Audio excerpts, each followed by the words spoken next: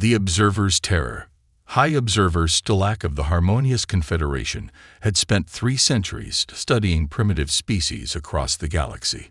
Their crystalline form, evolved under the gentle radiation of their binary star system, had witnessed countless civilizations take their first steps toward the stars. But nothing in their extensive career had prepared them for Earth. The observation post orbiting Jupiter's moon Europa was considered a routine assignment. Humans, after all, had barely mastered nuclear fission. The Confederation's predictive model suggested at least another millennium before they achieved interstellar travel. Stalak's task was simple: document their gradual progress and report any concerning developments. That was 6 Earth months ago. Now, as they transmitted their emergency report to the High Council, their crystalline form vibrated with frequencies of pure terror. Emergency Protocol Delta. Stalak's transmission began. The humans have achieved quantum tunneling. Not in a century, not in a decade. In 6 months. They've done what took the Confederation 3 millennia, and they did it by accident. The quantum tunneling discovery wasn't what terrified Stalak. It was how it happened. A human research team, led by Dr. Marcus Rodriguez, had been attempting to develop more efficient nuclear weapons. Their failure had inadvertently torn a hole in space-time. Instead of being horrified, they were ecstatic. Within weeks, they had replicated the experiment. Within months, they had weaponized it. They're calling it the Pocket Dimension Cannon. Stalak reported, their crystalline structure clouding with anxiety patterns. It creates localized space-time ruptures that can be used for faster-than-light travel or to remove sections of reality itself. They've already miniaturized the technology. They're installing it on their warships. The observation team had watched in horror as humanity's major powers raced to adapt the technology. But instead of destroying themselves, as the Confederation's models predicted, they did something unprecedented. They cooperated. Former enemies pooled their resources, shared their research, and worked together to unlock the secrets of the universe. Junior Observer Arxtol, Stalak's assistant, had suffered a complete crystalline fracture after witnessing a human test of their new weapon system. The humans had created a device that could selectively remove chunks of space-time and store them for later use. They called it strategic reality displacement. The humans have a saying, Stalak continued, their transmission becoming increasingly erratic. Necessity is the mother of invention. But what the Confederation failed to understand is that humans define necessity differently than any species we've encountered. To them, the impossible is merely a challenge. The forbidden is simply unexplored territory. The most disturbing aspect wasn't their technological progress. It was their attitude toward it. Where other species approached the universe with reverence and caution, humans attacked it with unbridled enthusiasm. They didn't ask if they should do something. They asked how quickly they could do it. I am officially recommending immediate first contact, Stalak concluded. Not because they're ready, because we're not ready for what they might do if left to develop on their own. The humans have already detected our observation post. They haven't responded because they're busy reverse engineering our cloaking technology from the trace signatures we leave in their instruments. As Stalak finished their transmission, they observed a small human vessel approaching Europa. It wasn't using any known form of propulsion. Instead, it seemed to be riding waves of probability through space-time, surfing the quantum foam between realities. It was exactly the kind of thing their scientists had deemed impossible, at least until humanity decided to try it anyway. The High Council would need to act quickly. Humanity had already surpassed several of the Confederation's capabilities, and they showed no signs of slowing down. The galaxy was about to change, and the only question was whether the Confederation would help guide that change or be swept aside by it. Stalak had one final observation to share. They thought we were studying them, but in reality, they were studying us, and they've learned far more than we ever intended to teach. The war that changed the stars. Admiral Vixna of the Confederation battle fleet had never lost a war in their 7 centuries of service. The Admiral's membrane-covered sensory organs had witnessed countless species rise and fall, their military ambitions crushed beneath the overwhelming technological superiority of the Confederation. But as they watched the tactical display showing the destruction of their third fleet in as many weeks, they finally understood what true fear felt like. How? They transmitted to their command staff, their bioluminescent patterns flashing with distress. They've had faster-than-light technology for less than a year. Their weapons are crude. Their ships are primitive. This shouldn't be possible. First Officer Clarex's reply came with patterns of deep concern. The humans aren't fighting according to any known military doctrine, Admiral. They're not trying to control territory or establish superiority. The officer's patterns flickered with confusion. They're experimenting. Each engagement uses different tactics, different weapons. They're treating combat like a laboratory. The war had started 3 months ago, when a Confederation patrol attempted to confiscate a human research vessel studying an ancient alien artifact. It should have been a routine operation. Instead, the patrol ships found themselves trapped in what the humans called a probability maze, a quantum labyrinth where every possible outcome happened simultaneously until observed. Half the patrol crews went mad before they could escape. The Confederation responded with overwhelming force, as they had countless times before. But the humans didn't react as expected. They didn't retreat. They didn't surrender. They got creative. New contact. The sensor operator's patterns pulsed with alarm. Human vessels emerging from everywhere. They're using their pocket dimension technology to multiply their fleet strength. Admiral Vixna watched in horror as human ships began appearing from what looked like tears in the fabric of reality itself. But these weren't just copies. Each ship was slightly different, as if pulled from parallel timelines, where human engineers had made different design choices. The humans had somehow weaponized the multiverse itself. They're calling it Project Schrödinger. Intelligence Officer Maxtill reported, their patterns showing a mix of terror and admiration. They found a way to temporarily collapse quantum uncertainty in their favor. Each ship exists in multiple states until the moment of engagement, then collapses into whatever configuration best counters our defenses. The tactical display showed human ships using weapons that shouldn't exist yet: antimatter cascades, temporal disruption beams, and something their sensors identified as weaponized probability. But what truly terrified the Admiral wasn't the technology. It was the speed at which the humans were developing it. They're learning from every engagement, Clarex observed, not just adapting their tactics, but evolving their technology in real time. They're using combat as an accelerated research and development program. A new alert caught the Admiral's attention. The humans had deployed something new, small, autonomous devices that seemed to phase in and out of reality. As they watched, these devices began to systematically disassemble Confederation ships at the quantum level, storing the components in pocket dimensions for later study. Orders, Admiral. First Officer Clarex's patterns showed increasing distress. Admiral Vixna made the hardest decision of their long career. Send the surrender signal. And, they added, their patterns dimming with resignation, request a technological exchange program. If we can't beat them, perhaps we can learn from them. The response came almost instantly. The humans didn't just accept the surrender. They offered immediate medical assistance, technical support, and a comprehensive peace treaty. It was as if they had been hoping for this outcome all along. As the Admiral watched human medical ships phase into reality near their damaged vessels, they realized something profound. The humans hadn't been fighting a war. They had been conducting the galaxy's most aggressive technological demonstration, using the Confederation's own military response as a catalyst for innovation. They could have destroyed us at any time, Maxtill observed, analyzing the data from the human ships. Their weapons technology far exceeds what they actually used. They were holding back, testing themselves, testing us. Admiral Vixna's patterns shifted to show understanding tinged with awe. The humans hadn't wanted to conquer or destroy the Confederation. They had wanted to prove themselves worthy of alliance, in the most human way possible.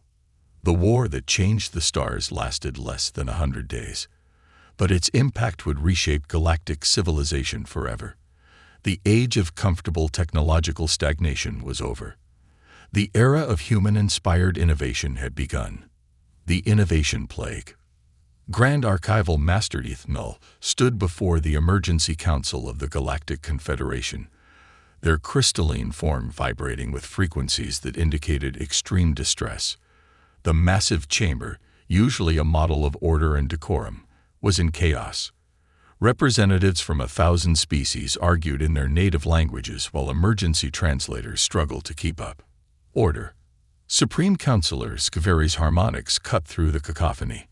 Archival Master HFY will present their findings on the human contamination crisis. HFY's surface rippled as they activated the chamber's holographic display. Esteemed council members, what we are witnessing is unprecedented in our 50,000 years of recorded history. The humans aren't just sharing their technology. They're sharing their way of thinking, and it's spreading like a virus. The display showed footage from across Confederation space.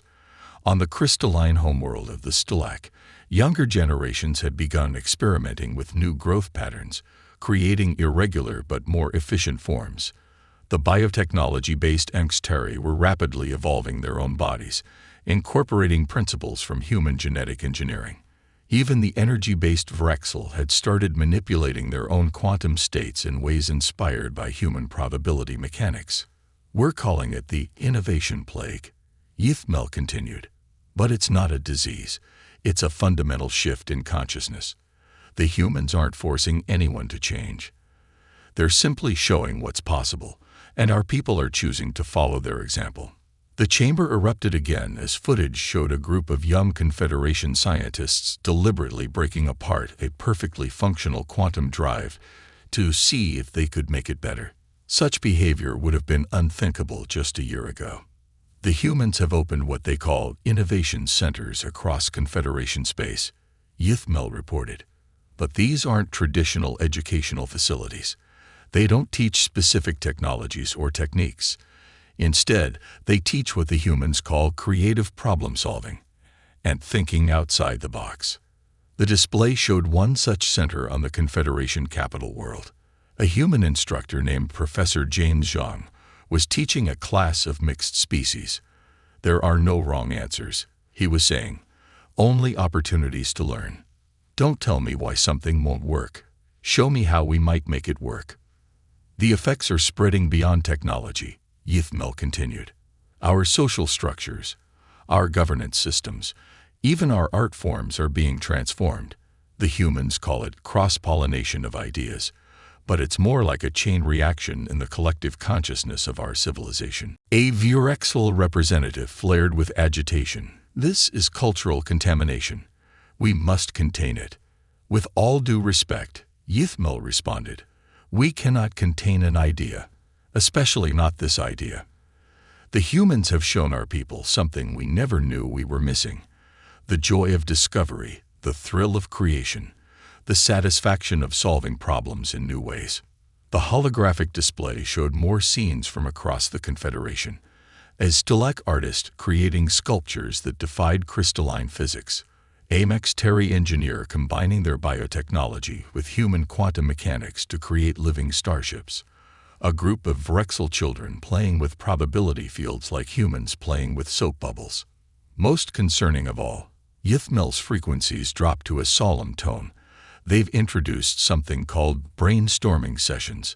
Species that have been enemies for millennia are now gathering together to, in human terms, spitball ideas. The humans don't seem to understand, or perhaps don't care, that this disrupts thousands of years of carefully maintained social hierarchies. Supreme Counselor Scavery's form shimmered with concern. What are your recommendations, Archival Master? HFY paused, their crystalline surface reflecting the chamber's lights in complex patterns. The innovation plague cannot be contained or cured because it isn't a disease, it's an awakening. The humans haven't infected us with their way of thinking. They've simply shown us possibilities we never imagined. The only way forward is to adapt. The chamber fell silent as the implications sank in. The Confederation had always prided itself on its stability, its careful progress, its preservation of order. But humanity had introduced something new. The idea that progress didn't have to be slow, that rules were meant to be questioned, that the impossible was simply a challenge waiting to be overcome. Perhaps, Yithmel concluded, we should stop viewing this as a crisis and start seeing it as an opportunity. After all, isn't that what the humans would do? The council chamber erupted once more, but this time the chaos had a different tone. It was no longer the sound of fear and resistance, but of possibilities being considered, of minds beginning to think in new ways. The innovation play had claimed its latest victims, and they were eager for more. The diplomatic dance. Ambassador Elena Torres of the United Earth government suppressed a smile as she watched the Confederation's diplomatic corps scramble to respond to humanity's latest proposal. The Grand Assembly Hall, with its soaring crystal spires and quantum-locked architecture, had never seen anything quite like this before. You want to do what? First speaker Anxbil's translucent form rippled with confusion patterns that the automated translators struggled to interpret. We propose opening all diplomatic channels to public viewing, Elena repeated calmly. Complete transparency. Every negotiation, every trade deal, every alliance discussion, all broadcast live across the galaxy. The assembly hall erupted into chaos. The energy-based Vrexful representatives flickered with such agitation that they nearly destabilized. The crystalline Stalac delegates vibrated at frequencies that threatened to shatter their forms. Even the normally composed Nexteri showed signs of distress in their bioluminescent patterns. Chief Diplomatic Coordinator Vrexful moved forward, their crystalline form deliberately structured to project authority. Ambassador Torres, surely you understand that diplomatic negotiations require discretion. The delicate balance of interstellar relations has allowed corruption and inequality to flourish behind closed doors, Elena interrupted, pulling up holographic data streams that filled the chamber. Our analysis shows that 62% of all Confederation trade agreements favor the founding species. Newer members consistently receive unfavorable terms, hidden behind layers of diplomatic protocol. The data streams expanded, revealing patterns that many in the chamber had worked centuries to conceal. Elena continued, humanity proposes a new model of diplomacy, one where the citizens of every world can watch their representatives negotiate in real time, where transparency isn't just a buzzword, but a fundamental principle. Impossible. A Vrexel delegate flared brightly. The political ramifications are exactly what we're counting on, Elena smiled. On Earth, we have a saying, sunlight is the best disinfectant. The human delegation had brought more than just proposals. They activated a quantum-linked network that began broadcasting the current session across all Confederation space. Billions of beings across thousands of worlds suddenly found themselves watching their representatives scramble to respond to this unprecedented situation. This is unprecedented. First speaker Anxbil's patterns showed alarm. You can't simply. We already have. Elena's diplomatic aide, Miguel Patel, interjected. And the response has been fascinating. We're receiving real-time feedback from citizens across the Confederation. Would you like to see what your people think about the hidden clauses in the Centauri trade agreement? The chamber's mood shifted as representatives began receiving urgent communications from their homeworlds. The humans hadn't just exposed the diplomatic process, they had fundamentally changed it. Every species' citizens were now actively engaging with interstellar politics for the first time in Confederation history. But how will we negotiate sensitive matters? Vrexful demanded. Some discussions require privacy for the greater good. Elena's expression remained carefully neutral. We propose a three-tier system. Tier 1. Complete transparency for all standard diplomatic and trade negotiations. Tier 2. Delayed broadcast for security-sensitive discussions. Tier 3. Encrypted sessions for genuine emergency responses. But here's the key: citizens vote on which tier each discussion belongs in. The humans had done it again. They hadn't just changed the rules of the game, they had completely rewritten them. The Confederation's carefully maintained system of diplomatic protocols, built over millennia, was being transformed in a matter of hours. This is not how diplomacy is conducted. First Speaker Enxville protested weakly. Not how it was conducted, Elena corrected. But consider this. Since we began broadcasting this session, public engagement with diplomatic processes has increased by 300%. Citizens are actually watching their representatives work. They're learning, participating, demanding better. The assembly hall had become a symbol of the old order meeting the new. The humans hadn't arrived with warships or demands. They had come with something far more powerful, ideas that resonated with people across the galaxy. We call it democratic transparency, Miguel explained to the increasingly thoughtful audience. But really, it's about accountability. About ensuring that diplomatic decisions serve the many, not the few. As the session continued, more and more representatives began receiving messages from their homeworlds. The citizens of the Confederation had gotten their first taste of transparent diplomacy, and they wanted more. Elena watched as the old guard of the Confederation struggled with this new reality. They had expected humans to be aggressive, militaristic, perhaps even brutal. Instead, humanity had introduced something far more revolutionary: the idea that everyone deserved a voice in shaping the galaxy's future. The diplomatic dance had changed forever. The carefully choreographed steps of traditional diplomacy were giving way to something new, a dynamic, interactive process that engaged citizens across the galaxy. And at its heart was a quintessentially human principle, that the best decisions are made in the light of day, with everyone watching. The ultimate revelation. The Grand Archives of the Confederation, a vast quantum crystalline structure containing 50,000 years of galactic history, had never seen such an unusual gathering. Representatives from every major species stood in the central chamber, their attention fixed on the holographic display, showing the results of a decade-long study into humanity's impact on galactic civilization. Director Elkspan, the newly appointed head of the Confederation's Institute for Evolutionary Studies, faced the assembled delegates. Unlike their predecessors who would have maintained a rigid crystalline structure, Elksven's form flowed with the dynamic patterns that had become popular since humanity's arrival. "We were wrong," Elksven began, their voice resonating through the chamber.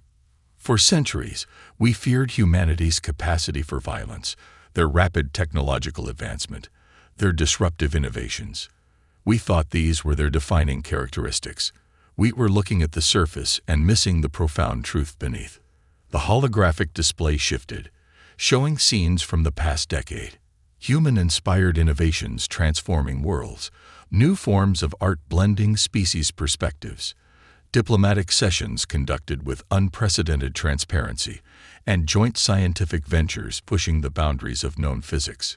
Humanity's greatest weapon was never their technology, their adaptability, or even their creativity. Elksven continued. It was something far more fundamental, their ability to fail. The chamber stirred with confusion. Ambassador Elena Torres, now the senior human representative to the Confederation, smiled slightly as murmurs rippled through the audience. "In all our recorded history," Elksven explained, "the Confederation sought perfection. We advanced slowly, carefully, ensuring each step was flawless before proceeding. We saw failure as something to be avoided at all costs.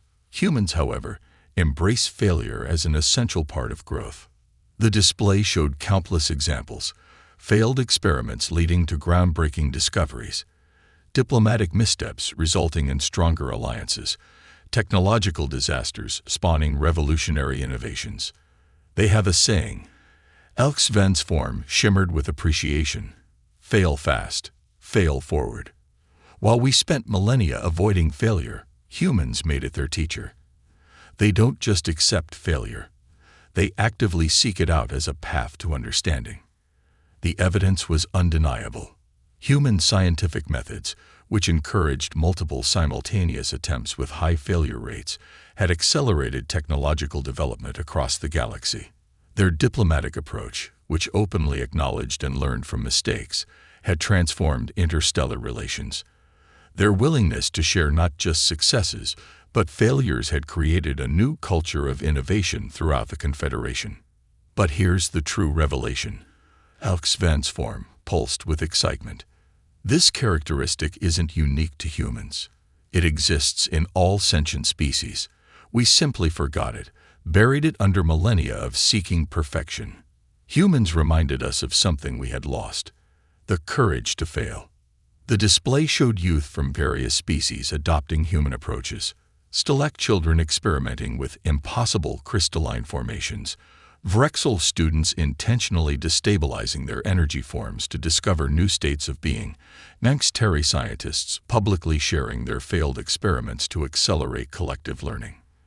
The humans didn't conquer us with their weapons, HFY declared. They didn't overwhelm us with their technology. They didn't even defeat us with their creativity. They transformed us by showing us that our fear of failure was our greatest limitation. Ambassador Torres stepped forward, her presence commanding attention despite being physically smaller than many delegates. "We never sought to change the Confederation," she said. "We simply refused to accept that anything was impossible without trying it first. Failure isn't our secret weapon. It's our teacher, our guide, and sometimes our greatest inspiration." The chamber fell silent as the implications sank in. The galaxy-spanning civilization that had prided itself on careful, methodical progress was transforming into something new. A dynamic, evolving entity that valued learning over perfection, progress over stability, and possibility over certainty. The ultimate revelation, HFY concluded, is not about humanity at all. It's about us, about every species in the galaxy. We had created a civilization that feared failure so much, we had stopped truly living, truly growing. Humanity didn't make us strong. They reminded us that we were always strong. We had just forgotten how to fall down and get back up again. As the session concluded, delegates didn't immediately depart as protocol would have dictated. Instead, inspired by human custom, they broke into small groups, discussing new ideas, proposing wild theories, and most importantly, not fearing being wrong. The greatest paradox of humanity's impact on the galaxy wasn't that they were extraordinarily powerful or intelligent. It was that they had shown the galaxy's oldest and most advanced civilizations something they had forgotten: the power of imperfection, the strength in vulnerability, and the freedom found in accepting that failure is not the opposite of success, but a vital part of it. They thought humans were harmless until they saw this, not their capacity for violence or innovation, but their capacity to embrace failure as a step toward triumph. And in seeing it, the galaxy remembered how to grow again.